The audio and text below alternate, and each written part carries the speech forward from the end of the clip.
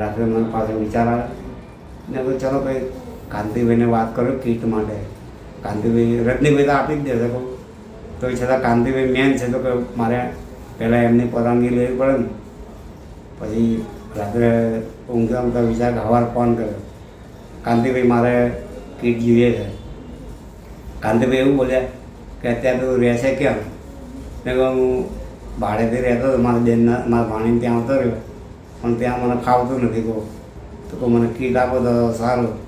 તો કાંતિભાઈએ મને સામેથી કીધું કે આપણે ત્યાં આવતા રહો કે તો મનમાં મારે એ જ જોતું હતું. કહું હાસ ભગવાન. ખોડિયાલ મને નારિયેલ ચડાવ્યું, ચોટીલા જઈ આવ્યો, બીજા ત્રીજા દિવસે આવ્યો. ને આમાં ચોટીલા તું એકલો જ ગયો હતો? હા હું એકલો જ ગયો. એમને તો છેક ઉપર ચડી ગયો તો પગથિયા? 565 પગથિયા ચડી ગયો હતો. એમને તો કોઈ મદદ કરી હતી? ના એમ તો ઘણા તો સુરદાસ પડશો. મેં કીધું અમારી પાસે ભગવાન છે, માતાજી છે, માતાજીના દ્વારા માતાજીએ 24 કલાક જોડે રહ્યા. સાંભળો તો ખરા, માતાજીના દ્વારા આવું ને મને માતાજી મને પાડી દે. ના જય ચામુંડામાં એમ કહી દઉં કે સારું. અમુક લોકો શું કરે પગથિયા ચડું તો એમને આશ્ચર્ય થાય, લો શું લો આ 200 રૂપિયા રાખજો કે તમે ચડ્યા. અમને આશ્ચર્ય થઈ કે સારું આટલું તો અમે નહીં ચડી શકતા. અને રજનીભાઈ 565 પગથિયા આવવાની તૈયારી થઈ ને તો રજનીભાઈ હું થાકી ગયો. હાસ હે માળી તારા દ્વારા આવ્યો પણ હું થાકી ગયો, મને થકાડશો નહીં માળી. પાછો તો ઊભો થયો, મારો જીવના ચરમ તો ચાલ પાછો ઉપર ચડી ગયો. ઉપર ચડ્યો, નારિયેળ ચડાવ્યું, પછી ત્યાં 51 રૂપિયા મૂક્યા. પાછો હું તો નીચે ઉતરી ગયો. અમદાવાદ આવ્યો, બીજા દિવસે કાંતિભાઈ જોડે આવ્યો. કાંતિભાઈએ ફોન કર્યો કે તું આવ્યો કેમ નહીં? પછી મેં કીધું મારે તો બહાર ગયો, પગે લાગવા ચોટી લાગ્યો, બધી વાત કરી હતી.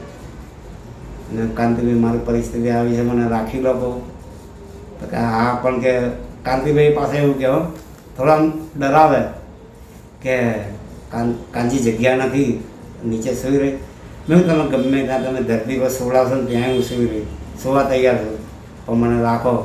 તમે તમારે 1200 રૂપિયા ચાલતા હશે ને તો 2400 ભરી. તો કે ના ના બધા જોડે આપણે સરખીથી લેવાની કે 1200 રૂપિયા એક વર્ષના ને? એક વર્ષના કે એક મહિનાના? એટલે જ્યારે હું દાખલ ગયો હતો ને અહીંયા તો એકવાર 1200 રૂપિયા આપ્યા હતા. પછી મેં કાંતિભાઈ દિવાળી પછી તો નહીં આપવાના ને કે નહીં આપવા પડશે. તમે ચલો કંઈ વાંધો નહીં આપણે મહિના. એટલે પણ અહીંયા એક વર્ષના 1200 રૂપિયા જ ભરવાના આવે? હા. એક મહિનાના 100 રૂપિયા, જેમાં સવારનો ચા નાસ્તો, બપોરનું ટિફિન, સાંજનું જમવાનું, રહેવાનું. પછી અહીંયા ભાઈબંધો જોડે કઈ સાલમાં રહેવા આવ્યો અહીંયા એક્ઝેક્ટ? 2022માં. અત્યારે 26 ચાલે છે. છઠ્ઠા મહિના 22, 23, 24, 25 ને 26. કઈ છઠ્ઠા મહિનાની? છઠ્ઠા મહિનાની 9 તારીખે ગુરુવારે આવ્યો હતો. છઠ્ઠા મહિનાની 9 તારીખ ગુરુવાર 2022. અને આજે તારીખ છે 7/6/2026. આજે 7 નહીં રજનીભાઈ સાહેબ, ના આજે 6 તારીખ શનિવાર. 7 તારીખ કાલે. કાલે પેલું કીટ વિતરણ છે ને એટલે મારો મગજમાં એવું થઈ ગયું. આજે છે 6/6/2026 શનિવાર રાતના 10 વાગે. એટલે રાત્રે એટલે મારે 8 તારીખે 4 વર્ષ પૂરા થઈ અને 9 તારીખે 5મું વર્ષ બેસશે. એટલે મને ખૂબ જ રજનીભાઈ ભગવાનની ને તમારી કૃપાથી મને. ના દાતાઓની પહેલી કૃપા. તમે હતા તો અમે લોકો છીએ ને. ના અમે તો નિમિત્ત બન્યા. આપણી સંસ્થા ભાડાના મકાનમાં ચાલે છે. હા એ તો ખબર છે.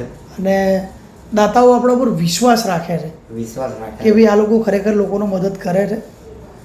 ના અને તમારા બધાના આશીર્વાદ છે એટલે જ આપણને દાન મળી રહે છે. અને આ સંસ્થા દર મહિને 1.5 લાખ રૂપિયા આપણે ભાડું ભરીએ છીએ, તેમ છતાંય સુચારુ રીતે વ્યવસ્થિત ચાલે છે.